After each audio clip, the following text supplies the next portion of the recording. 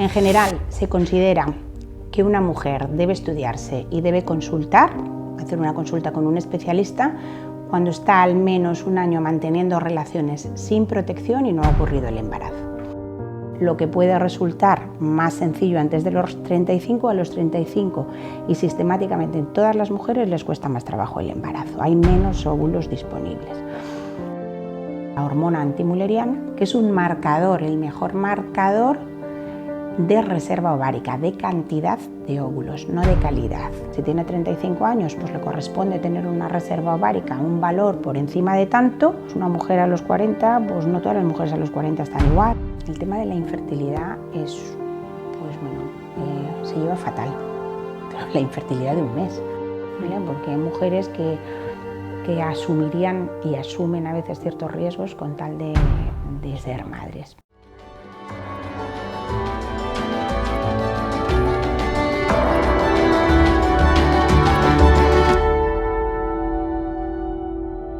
Bienvenidos a un nuevo episodio de este podcast de Maternity Lab. Antes de contar de qué vamos a hablar y de presentar a nuestra invitada, sí me gustaría un poquito recordar qué es lo que hacemos en Maternity Lab y cómo os podemos ayudar. Bueno, nosotros somos una tienda online especializados en la mujer, en las etapas del embarazo y del posparto, y somos un equipo de farmacéuticos, ginecólogos y nutricionistas que lo que hacemos es asesorar y ayudarte con los productos que necesitas para prevenir, tratar, solventar cualquier necesidad o problema que pueden surgir en estas etapas. Hoy estamos aquí para hablar de un tema que es cada vez más recurrente y aunque ya se empieza a hablar más, creemos que se puede indagar más y profundizar un poquito más en distintos temas. Estamos hablando de todo el tema relacionado con la infertilidad. Para hacerlo y para profundizar más, hoy hemos traído una especialista del tema. Ella es médico, ginecóloga y obstetra. Y ella trabaja en las clínicas de fertilidad IBI aquí en Murcia y en Cartagena, que es el grupo líder en la medicina reproductiva, y con ella hablaremos un poquito más de las clínicas de fertilidad, de las diferentes técnicas y muchos aspectos que os pueden ayudar pues un poco a solventar todas esas dudas que pueden ir surgiendo en esta etapa. Así que Laura Fernández Olmedilla, bienvenida y nada, muchísimas gracias por atendernos. Muchas gracias por contar conmigo, buenas tardes. Nada, es un placer que estés aquí con nosotros. Antes de nada y de profundizar un poquito más en materia, yo creo que sí que sería bueno un poquito pues, que nos contaras un poquito tu trayectoria y quién eres tú para que todos te conozcan. Bueno, pues yo soy médico ginecólogo, me formé en La Risaca, aquí en Murcia, soy madrileña venida a Murcia por amor, hice mi especialidad en el hospital en La Risaca, claramente definida hacia la ginecología, y al final de mi residencia pues descubrí la reproducción. Vine al IBI en un rotatorio de los que teníamos y me encantó la reproducción asistida. Yo nunca había pensado que me iba a dedicar a esto, pero al final fue así. Hace ya 21 años de ese momento, además soy madre de 4 hijas, con lo cual el sentimiento de maternidad también lo tengo bien desarrollado. Entonces, para mí es lo más importante que he hecho en mi vida, mi maternidad. Entonces entiendo muy bien esta lucha que tienen todos los pacientes con infertilidad pues para conseguir esos embarazos, y a día de hoy, 21 años después, pues me encanta mi trabajo, mi paciente y poder ayudarlos. ¿Sigues en clínica IBI? Sigo, Sí. de momento. Qué guay, si me quieren, yo quiero. Para nosotros es un gusto poder estar con alguien con tanta trayectoria y como dices que además amor por lo que hace, o sea que muy bien. Y a la que ya conocemos previamente. Es verdad, somos vecinos. Bueno, en primer lugar, y creo que es una pregunta obligada, ¿cuándo una mujer que está buscando quedarse embarazada y no puede concebir debería empezar a plantearse ponerse en contacto con profesionales como vosotros? En general, se considera que una mujer debe estudiarse y debe consultar, hacer una consulta con un especialista, cuando está al menos un año manteniendo relaciones sin protección y no ha ocurrido el embarazo. A partir del año ya se considera que no es casualidad que no ocurra el embarazo. Y luego hay circunstancias especiales donde esa consulta hay que hacerla un poquito antes. Por ejemplo, edad por encima de 35 años. Hoy en día nos parece jovencísima la mujer de 35 años, y lo es, pero no desde el punto de vista reproductivo. Las mujeres funcionamos como un almacén de óvulos, nacemos ya con todos los óvulos que vamos a poder disponer a lo largo de nuestra vida y lo que nos ocurre es que vamos perdiendo mes a mes. Esa pérdida se acentúa a partir de los 35, con lo cual lo que puede resultar más sencillo antes de los 35, a los 35 y sistemáticamente en todas las mujeres les cuesta más trabajo el embarazo, hay menos óvulos disponibles. El factor edad, es lo más importante a tener en cuenta. Y luego otras circunstancias, pues por ejemplo, si tiene un diagnóstico de endometriosis, también hay que consultar antes. Y el antes me refiero, en vez de al año, pues a los 6 meses más o menos. Si ya tienen un estudio previo, hoy en día la gente consulta muy rápido, porque casi antes de presentar una infertilidad, pues ya está preguntándole a su ginecólogo, la pareja se está haciendo un análisis de semen, pues hay mucha inquietud con todo este tema. Todo el mundo que quiere ser padre, pues quiere ser lo más rápidamente posible y las esperas pues se toleran peor, con lo cual muchas veces ya tenemos información antes de ese tiempo. Eso tampoco está bien, o sea, si hablamos del año o de los 6 meses, pues aunque en un análisis de semen hayamos visto alguna alteración, la pareja lleva 2 meses intentándolo y tienen 33 años, oye, pues no todo el mundo se embaraza a la primera. En la calle hay mucha desinformación también al respecto. Los humanos pues tenemos una capacidad de embarazarnos de alrededor de un 25% mes a mes, cuando todo funciona, eso hay que tenerlo en cuenta. Y luego, bueno, cuando hay alguna enfermedad en la familia, alguna enfermedad genética que tengamos que diagnosticar o algún antecedente previo, hay gente que se hace unos test de reserva ovárica y ya saben pues, que tienen menos reserva ovárica de la normal, o su hermana ha tenido problemas porque es portadora de alguna enfermedad y el resto de las hermanas pues, deberían estudiarse. Pero en general, los plazos de los que estamos hablando, entre 6 meses por encima de una determinada edad y con alguna patología, y 1 año más o menos lo normal. Yo creo que esto es súper importante porque, precisamente por lo que has dicho, porque muchas mujeres, muchas parejas, piensan que el primer mes o el segundo mes te vas a quedar embarazada y eso después genera cierta ansiedad que también es contraproducente. Mira, eso no es cierto. Esto es como si tú te ves en una revista pues todas esas modelos tan preciosas y tan guapísimas que dicen que se hinchan a chocolate y que duermen 8 horas y que por eso están tan estupendas. Pues eso no es verdad. Lo mismo que todo el mundo se embaraza a la primera y casi sin buscarlo. Eso pues es un poquito lo que se cuenta a veces o lo que cada uno quiere contar o no, porque eso ya está cambiando, pero bueno, realmente una pareja que en los primeros meses no se embaraza no tiene que pensar es que no va a ocurrir, hay que darse su tiempo y hay que consultar cuando está indicado, no antes, porque tampoco hay que precipitar tratamientos. Yo creo que ha quedado bastante claro. Sí. Y yo creo que ya, bueno, no sé si lo puedo un poco intuir por lo que comentabas, pero a tu consulta, las mujeres que acuden, ¿cuál es el principal motivo o la causa principal por la que puede ocurrir en principio esa causa de infertilidad? Sabemos así, por ejemplo, hablar del tema de la edad, hablabas de patologías, a día de hoy, que es un poco lo que... Fundamentalmente a mi consulta llegan con un factor edad, es decir, gente por encima de 38 años. ¿Por qué? Pues bueno, porque aquí en Murcia también tenemos pues, los tratamientos que se hacen a través de la Seguridad Social, que cada vez funcionan mejor y los tiempos de espera son más cortos, o sea que otro tipo de parejas sin ese factor edad pues tienen el recurso de la sanidad pública y generalmente lo suelen utilizar. O sea que la gran mayoría de los casos que vemos hay un factor edad, aparte de gente que acuda a nosotros directamente por otros motivos. La edad por eso, porque hoy en día tú preguntas a una chica joven con 25, 26 o 27 años y es que ni se plantea su maternidad. La edad media a la que la mujer española está teniendo su primer hijo ahora mismo son los 32 años. Somos los que empezamos a reproducirnos más tarde de toda Europa. Entonces, claro, primero a lo mejor no te cuesta trabajo, pero el segundo o el tercero ya te metes en una franja de edad más difícil. Vemos tanto infertilidades primarias, gente que nunca ha conseguido un embarazo, como secundarias, les cuesta el segundo. El primero viene espontáneo y les cuesta el segundo embarazo. Y luego también factor masculino, problemas en los espermatozoides, en la cantidad de espermatozoides. Eso es lo que vemos con más frecuencia, así como pues algún tipo de ciclos donde necesitamos hacer alguna selección embrionaria, cromosómica o bien genética de enfermedades en las familias. Eso es lo que vemos con más frecuencia. Y luego cada vez más en los últimos años Estamos viendo mujeres jóvenes que están ya muy bien informadas, que han entendido muy bien lo de la reserva ovárica y la edad, y lo que hacen es, precisamente por el motivo que os decía, que por una causa más bien social o laboral, pues se está retrasando ese momento de la primera maternidad, lo que vienen es para guardar óvulos a una edad buena, donde todavía tienen buenos óvulos, pero que por otros motivos pues tienen claro que no van a buscar embarazo en ese momento. Lo llamamos preservación de ovocitos, de óvulos, vitrificación, congelación de óvulos. En la calle se conoce como eso, y cada vez vemos más pacientes que nos consultan por ese motivo. Y luego también tenemos las conservaciones de óvulos de causa oncológica. Chicas jóvenes que todavía no han sido madres, que tienen que someterse a una quimioterapia y antes pues guardan sus óvulos, eso también lo vemos. O antes de una cirugía, que le tienen que operar los ovarios y no se sabe muy bien cómo va a ser el resultado de esa operación. Eso es lo que vemos con más frecuencia. Bueno, de lo que estás hablando ahora, sobre todo de la parte de prevención, ¿no?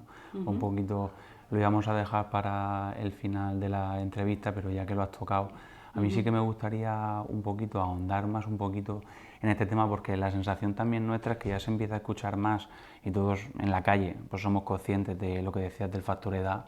Entonces esa parte de la prevención que queríamos trabajarla, digamos, si podrías un poco repetir el tema de las técnicas, o si hay alguna que no has comentado. Sí. Y sobre todo eso, lo que a día de hoy una mujer que tiene claro que quiere ser madre, pero que no es su momento, por los motivos que sea, a día de hoy, ¿qué puede hacer y qué recursos tiene para...?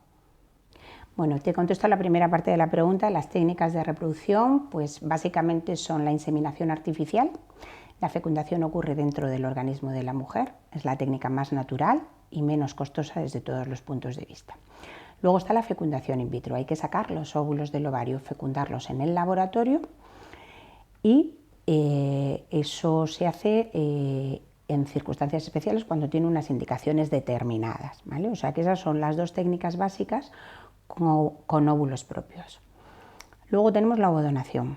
Es una alternativa a la que tienen que recurrir determinadas pacientes, o bien porque están en una franja de edad donde ya no tienen óvulos de buena calidad para generar embriones, hablamos por encima de los 44 o 45 años, o bien porque transmiten alguna enfermedad que no se puede seleccionar en el embrión y por tanto tienen un riesgo al embarazarse espontáneamente, recurrimos a la ovodonación. Y luego tenemos, por último, el diagnóstico genético preimplantacional dentro de una fecundación in vitro, o sea, generamos embriones en el laboratorio, desarrollamos los embriones y lo que hacemos es biopsiar cada uno de esos embriones y estudiar esa célula desde el punto de vista cromosómico. Si lo que estamos buscando es seleccionar embriones sanos cromosómicamente, fundamentalmente por un factor edad, o genes, si lo que estamos tratando es de seleccionar embriones de una enfermedad genética que se transmite de padres a hijos y que puede ser potencialmente mortal para la descendencia. Es una familia que ya lo conoce, es una opción de tratamiento.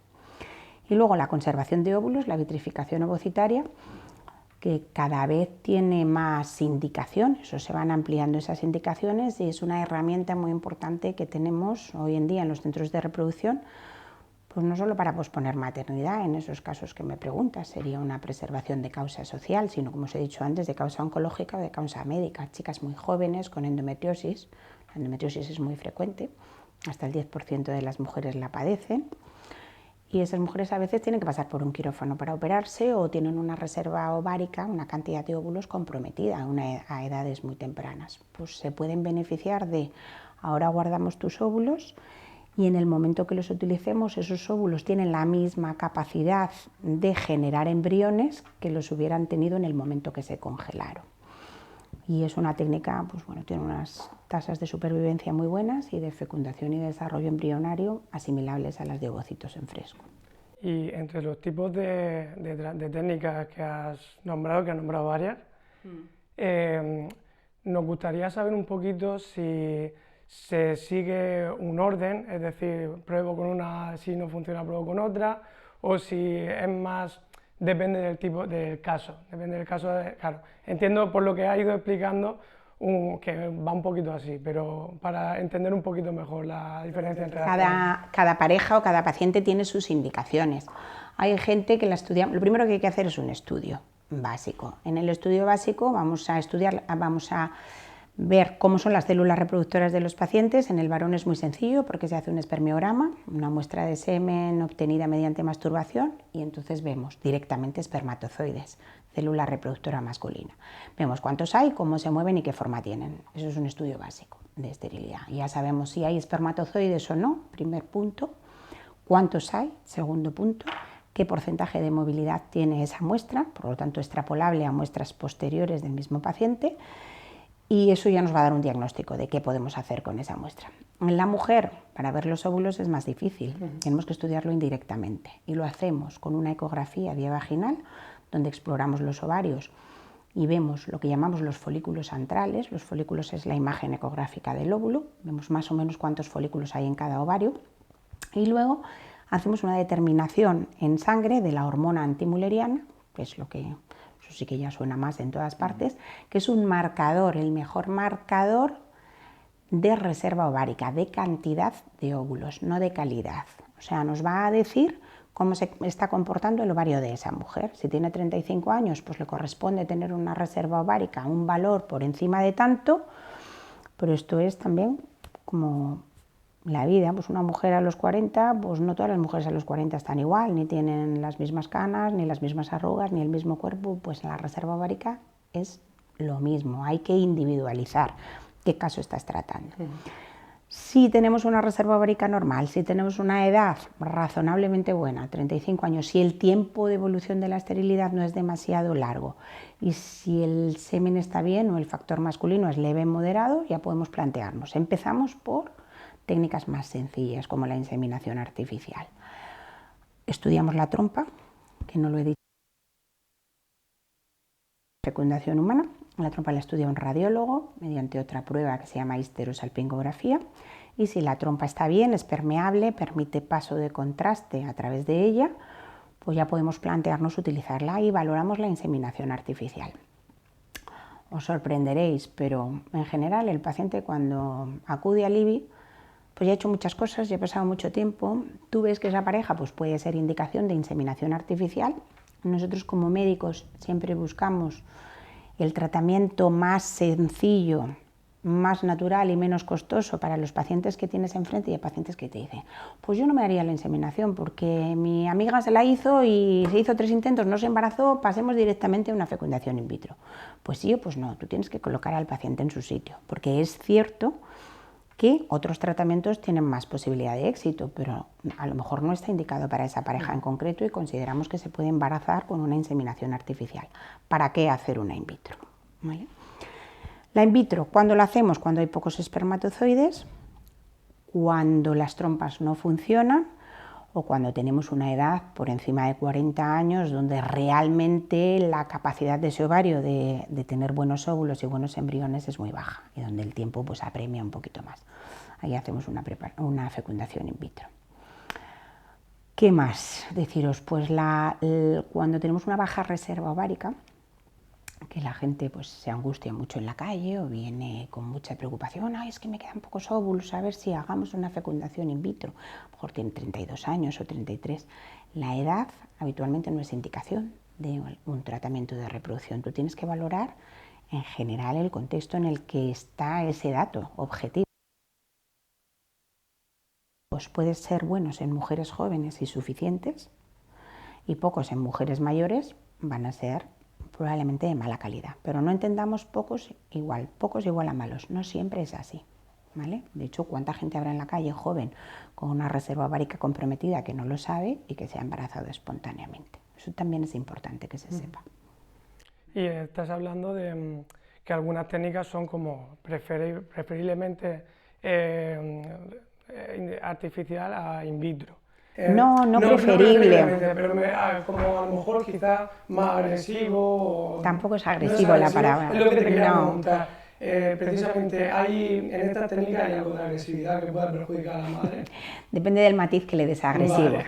Porque tenemos que tener en cuenta que la estimulación ovárica, la administración son bolígrafos como los de la insulina de los diabéticos, luego es un pinchazo diario, lo que se tienen que poner las pacientes en la barriga, muy sencillo. Eso puede parecer agresivo, pero no lo es, al final es una agujita muy pequeñita Eso puede ocasionar una molestia, pero al final todo lo que es el esfuerzo físico es lo de menos.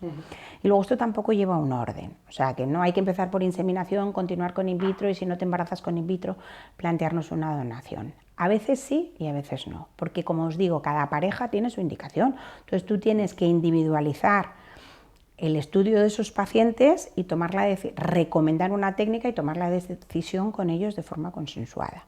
No siempre vas a elegir la técnica que más posibilidades de embarazo tiene, porque es que a lo mejor esos pacientes no necesitan de esa técnica, y no siempre vas a empezar por el principio, porque a lo mejor esa técnica no va a funcionar en esa pareja, por otros motivos. O sea, que no lo entendáis como un orden, como escalones, aunque como os digo, a veces es así. ¿Y algún caso en el que alguna mujer no, por alguna condición, no pueda ser sometida a cualquiera de estos, es decir, alguna patología, algo que impida que no pueda pasar por un proceso de... Por ejemplo, aquellas pacientes que han tenido algún tumor, algún cáncer hormonodependiente y el tratamiento que nosotros le vamos a hacer necesita pues tomar hormonas. Hay veces ahí trabajamos de forma multidisciplinar con su oncólogo, con el médico que la haya tratado, entonces pues la paciente viene porque quiere embarazarse, ya se ha curado de su tumor o está en una fase en proceso de curación y quiere recuperar su calidad de vida, eso es importantísimo para las pacientes jóvenes. Entonces nos consultan, oye, yo quiero tener un hijo, la quimioterapia pues a lo mejor ha hecho que ya no tenga óvulos, o no sabemos qué calidad tienen esos óvulos, o ha retrasado ese momento, porque fundamentalmente hablamos de cáncer de mama, me refiero a eso. Pues mínimo tienen que estar 5 años con un tratamiento y después de esos 5 años pues planteárselo. Hay veces, cuando la enfermedad no es una curación total, que el oncólogo no nos da permiso para tratar. En esos casos nosotros no podemos ayudar a esa paciente, pero no podemos ayudar porque lo primero es preservar su salud, ¿vale? Pero os sorprenderíais de los casos que muchas veces vemos en el día a día, ¿vale? Porque hay mujeres que asumirían y asumen a veces ciertos riesgos con tal de ser madres. Pero bueno, tienen que estar muy bien asesoradas y tenemos que tener muy buena comunicación, los médicos que nos encarguemos de eso. Eso que se me ocurra, y luego edad, ¿vale? Hay gente que recurre a nosotros pues por encima de una determinada edad, de 50 a 51 años. Nosotros en Europa, pues, a ver, no hay ninguna norma, ninguna ley que diga no podéis tratar a una mujer de 55. Ya es una cuestión pues más institucional, nos hemos puesto de acuerdo, hay una franja de edad donde parece que las complicaciones pues pueden ser mayores, independientemente de lo que pueda parecer desde el punto de vista social, que todo siempre se critica y hay que ver por la situación individual de cada persona cuando busca esa maternidad. Pero eso es más o menos ahora mismo los límites que se me ocurren, el riesgo para la salud de la paciente, fundamentalmente oncológico, y la edad. En los casos que comentabas de 55 años y demás, ahí también entiendo que tendría un poco en cuenta la salud del feto, que a partir de esta edad pues también el cuerpo va cambiando, la hormona va cambiando. Sí, no pero sé, eso, te mira, pregunto desde el desconocimiento. bueno, pues yo te contesto también. Los americanos que hablan mucho más abiertamente de todo, pues tienen un registro nacional donde tienen series de mujeres que han tenido hijos desde los 45 hasta los 50 y se ve que la tasa de complicaciones es exactamente igual que de los 40 a los 45. Eso estamos hablando de mujeres sanas, ¿vale? Sin enfermedades crónicas, sin tratamientos, sin obesidad, sin hábitos tóxicos, sin nada. O sea que en teoría podríamos hacerlo de la misma manera. Es lo que llamamos la obstetricia del siglo XXI. No quiere decir, no me meto si nos parece bien, nos parece mal, cada uno tiene su circunstancia. Y yo solamente tengo... Exacto, es que cada caso pues es un mundo.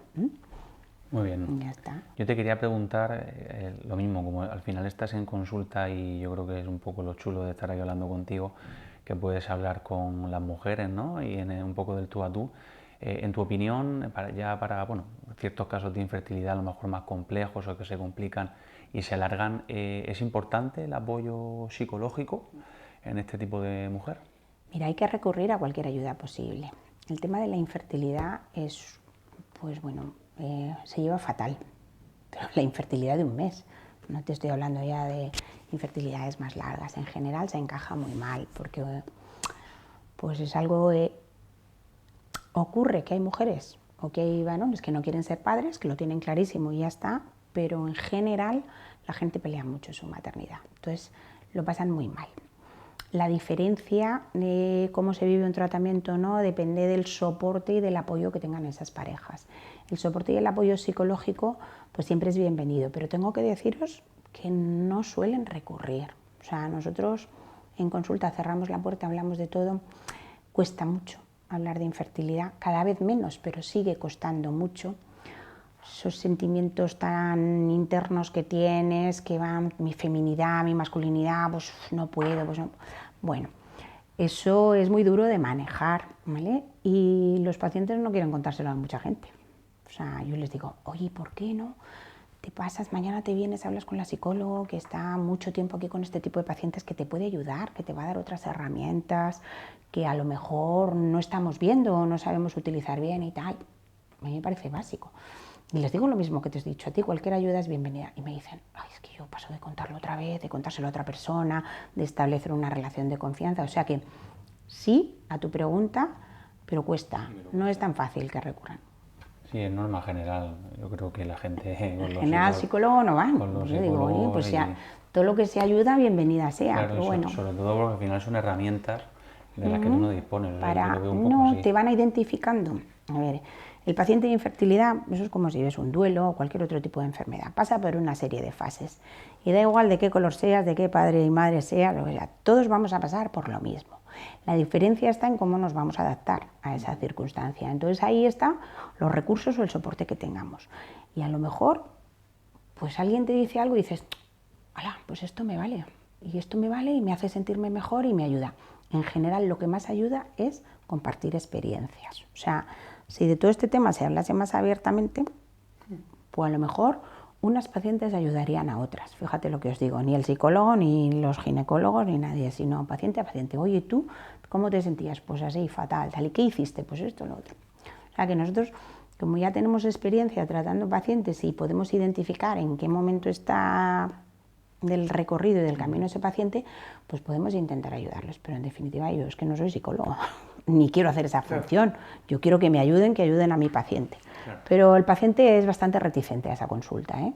Al final, este tipo de comunidades, como dices tú, de gente que está en la misma situación, a veces es difícil, pero muchas veces... Y luego sabes cómo recurren al chat, de forma anónima a los foros. Claro.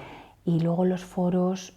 A ver, a mí me parece muy interesante todo lo que está en redes, ¿vale? Todo lo que sea información y todo lo que sea compartir, pero siempre hay que ponerle un filtro, porque tú no sabes quién te está escribiendo, tú, ¿sabes? Entonces, yo he tenido de pacientes a las reinas del foro que han contado continuamente pues, lo mal que estaban, lo mal que lo pasaban y se han embarazado y han dejado de escribir. Y digo, pues leña, si es que ahora es cuando tienes que escribir, claro. O sea, le vas a dar ilusión, confianza y esperanza a toda esa gente. O sea, que hay que ver pues las dos lecturas de todo este proceso, cuando se pasa mal y cuando se consigue. Y cuando se consigue ya es como humo, ya claro, todo... me quita el problema, avanzo. Y sin olvidar que al final el estrés también influye en la fertilidad, que es de forma negativa. Pues mira, yo eso siempre me lo preguntan los pacientes, ¿sabes lo que le contesto? Que no lo sé, porque nosotros somos científicos y no podemos comparar paciente de reproducción asistida con estrés, paciente de reproducción asistida sin estrés. Este se embaraza más que este, porque es que este no existe, ¿vale? El estrés me va a afectar a cómo ese paciente lleva el tratamiento, ¿vale? Porque todos tenemos más o menos un nivel de estrés y el estrés lo que hay que hacer es controlarlo, dominarlo y evitar que nos afecte excesivamente a nada. Entonces, en el control del estrés está la diferencia, pero no hay paciente con estrés cero. Yo tengo una curiosidad que antes la has comentado y es por hablar un poco de estadísticas, por si lo sabes, porque antes has comentado que tenías tanto madres primerizas o mujeres que estaban buscando y luego también que a raíz del parto o de lo que sea, el segundo embarazo también les cuesta. ¿Hay alguna estadística que diga suelen ser más primerizas que...? En general consultan más por una infertilidad primaria, ¿vale? Pero si ya te metes en una franja de edad más complicada, también tenemos esa consulta. Y luego tenemos consultas de pacientes que se embarazan pero abortan, ¿no? lo que llamamos las abortadoras recurrentes, ¿vale? Abortadoras habituales. Eso se considera una infertilidad secundaria porque son parejas que consiguen embarazarse en casa, pero que el embarazo no evoluciona bien, ¿vale? Pero en cuanto a porcentaje, yo creo que es mayor los pacientes que consultan por una primaria. ¿Y del global de mujeres madres que pasen o hayan pasado por tratamientos de fertilidad?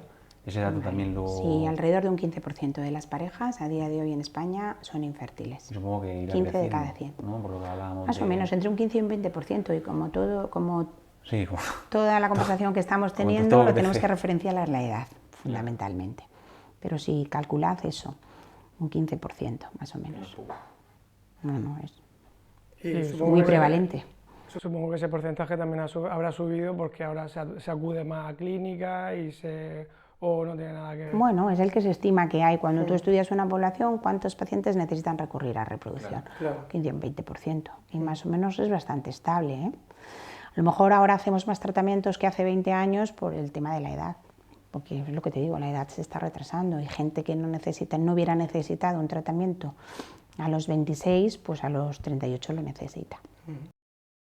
Y por deformación profesional, como somos farmacéuticos al final, me surge la duda a mí de los tratamientos que has dicho, tipo hormonas y demás, y supongo que habrá que utilizar varios tratamientos durante los procesos.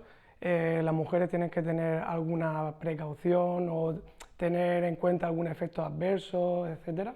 Ya las pacientes que se someten a una reproducción asistida, que se van a someter a un tratamiento hormonal, tienen que hacerse las revisiones ginecológicas pertinentes. O sea, punto número 1, que las mujeres no se las hacen, ¿vale? Empezamos por ahí.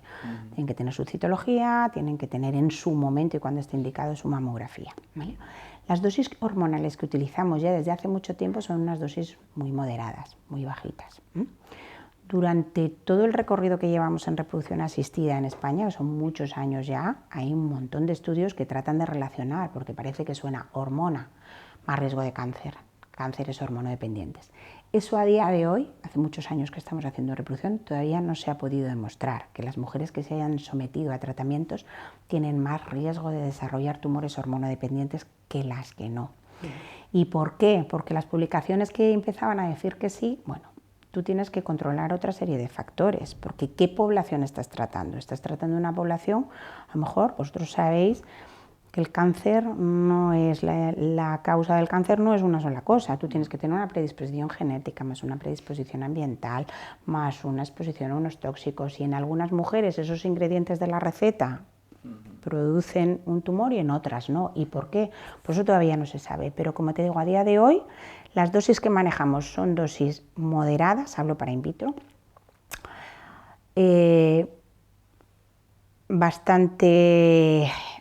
los plazos del tiempo son cortos, o sea, no estemos pensando ahí 5 años, una paciente todos los días hormonándose, como dicen. En la calle las estimulaciones duran 10 días, o sea que realmente no es un tratamiento tan continuado. Pero sí es un miedo que hay en la calle y en los pacientes, y nos lo preguntan continuamente. Y yo se lo cuento, más o menos adaptado como os lo estoy contando a vosotros. Algunas pacientes las remito a publicaciones, dándoles la sensación de tranquilidad y de cierta seguridad. Nosotros tratamos a pacientes que ya han tenido cáncer de mama y les ayudamos a embarazarse y se embarazan y no tienen mayor problema, en casos seleccionados, como hablábamos antes. Y luego, cuando acabamos de hablar de esto y estoy haciéndole la historia clínica, les pregunto, oye, ¿tú fumas? Sí, claro, ¿cuánto fumas? Pues yo 10. Y yo me tiro media hora antes explicándote que las hormonas que te vas a poner, no tal, y ahora me dices que te fumas todos los días 10 cigarros, eso no te da miedo.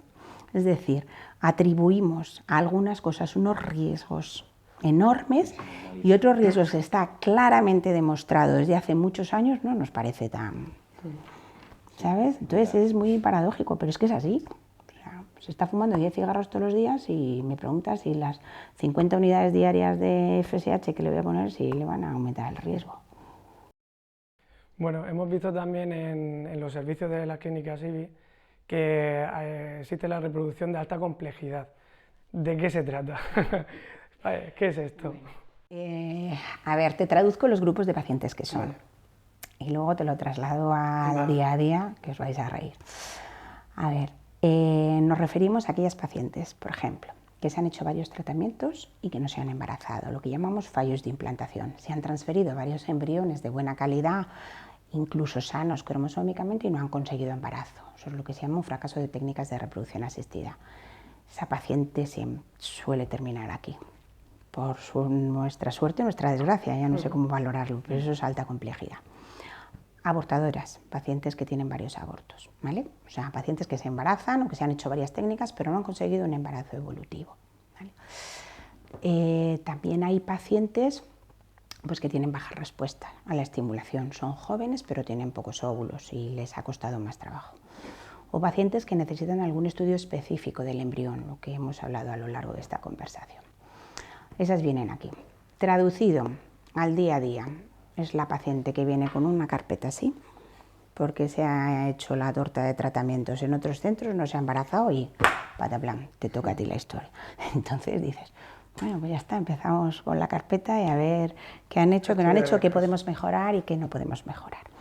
Tenemos herramientas en el laboratorio, pues bueno, que nos permiten pues intentar afinar y mejorar las posibilidades de embarazo que puede tener en algún momento ese tipo de pacientes, ¿vale? Y son, pues bueno, como os digo, herramientas que tenemos en el laboratorio o alguna estrategia a lo mejor para planificar el tratamiento o resultados en definitiva, ¿vale? Pero son casos difíciles para todos, ¿eh? O sea que nos viene y cuesta trabajo que se embaracen esas pacientes. Pues nada, por nuestra parte está todo muy claro, sí. Bastante claro y bien explicado y nada, yo creo que contigo hemos conseguido un poco resolver esas preguntas que yo creo que pueden haber en la calle y por supuesto pues bueno, si hay alguien que quiere preguntar alguna cosita más pues ya te lo haremos saber por si nos puede ayudar y nada, pues muchísimas gracias otra vez por venir, por tener esta charla con nosotros y nada, que ha sido un placer. Muchas gracias. Igualmente, pues nada, gracias por contar conmigo.